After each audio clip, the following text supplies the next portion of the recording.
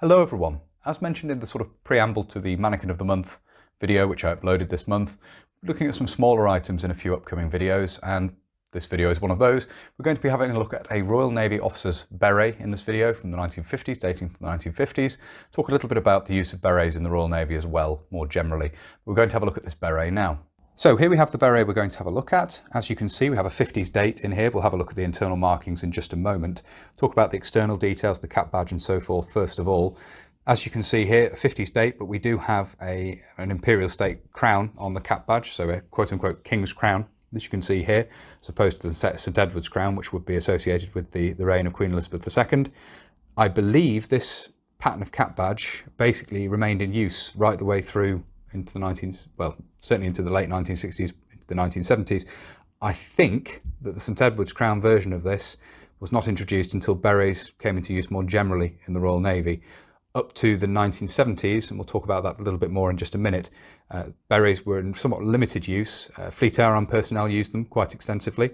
In fact, you see in some photographs and footage, chaps actually wearing number 5 uniform, so the full double-breasted Royal Navy uniform, but wearing a beret in place of the peaked cap when undertaking certain duties at sea.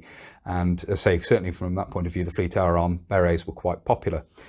In terms of berets in use in the British forces more generally, of course, the Second World War accelerated the use of berets. Obviously, they became specialist headgear for different units. Obviously, you have the commando beret and you have the maroon or the red beret used by airborne forces. Of course, that was a divisional headdress for airborne divisions, divisional troops, both parachute and, of course, glider-borne and supporting units as well, supporting arms. Even the ATS, of course, wore the red beret. The ATS personnel who were part of Browning's staff wore the red beret as part of the division. The Army, therefore, transitioned over to the beret, of course, immediate post-war as standard headdress. The GS cap sort of disappears, which is in itself a kind of beret in a way, made of serge, and you get the midnight blue beret introduced in the very late 40s as sort of standard British Army headdress, aside from the more specialist berets. And then, of course, throughout the Cold War, you see a change, different units introducing different colours of beret and so forth. The RAF, of course, take to the beret in a big way post-war as well, and the RAF blue-grey beret is introduced for general use. The Royal Navy took somewhat longer to introduce the beret generally. As I say, this officer's beret we have here, the Royal Navy had made some use of berets in certain situations, officers and so forth, during the Second World War. The officer's beret we have here is a 50s example, and as I say, these were worn definitely by Fleet Air Arm personnel quite commonly. And then it's the 1970s, with the introduction of various uniform changes into the Royal Navy, the introduction of the woolly pulley and various other things. The beret appears then with the ordinary seamen's, the able seaman's cap badge, and then cap badges obviously for petty officers, chief petty officers and so forth. So that transition in the 1970s, that introduction of the beret into the Royal Navy, as I say, I believe that's when the cap badge for officers with the St Edward's crown is first introduced. But as I say, at this time period, beret is definitely not standard headgear in the Royal Navy. The Royal Navy did not take to the beret in quite the same way as the Army and the Royal Air Force did. Looking at this in a little bit more detail, obviously we have the eyelets here, the sweatband and the cord there to draw that in. It's a large crown beret, typical of berets of the time. The markings inside, we first of all have some initials here, ACRO, which I would assume were the owner's initials. And then, as you can see, this is made by J. Compton Sons and Webb Limited, a prolific manufacturer of berets and various other elements of military clothing. And we have the date there of 1954. It's the lining material here, which is fairly standard, and the marking is also fairly standard for berets of the period. But this does differ somewhat inside. The badge is held in place with lugs on the back and a pin, as you can see here.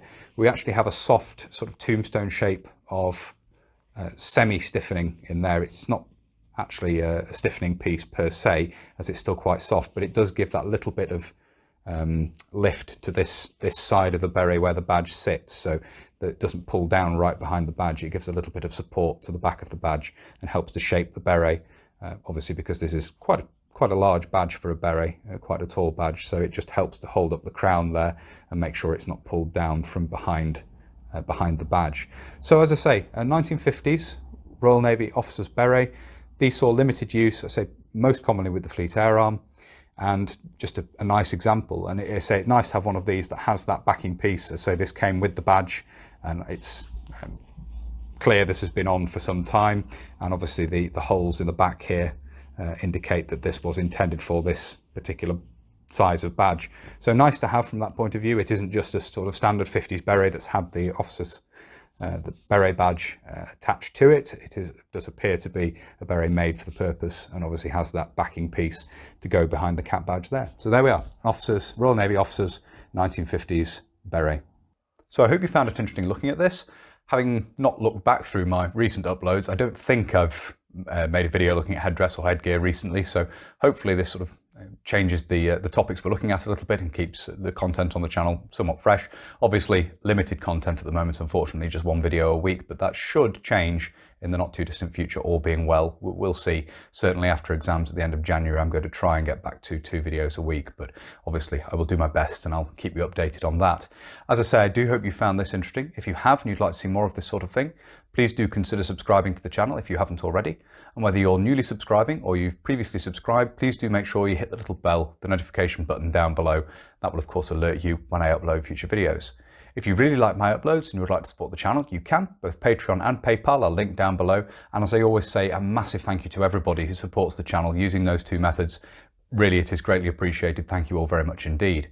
If you'd like to follow the channel on social media, you can. Facebook, Instagram and Twitter are all linked down below. And if you'd like to get in touch but you don't really use social media, there is of course an email address in the description as well. That's everything for this video. So until next time, bye for now.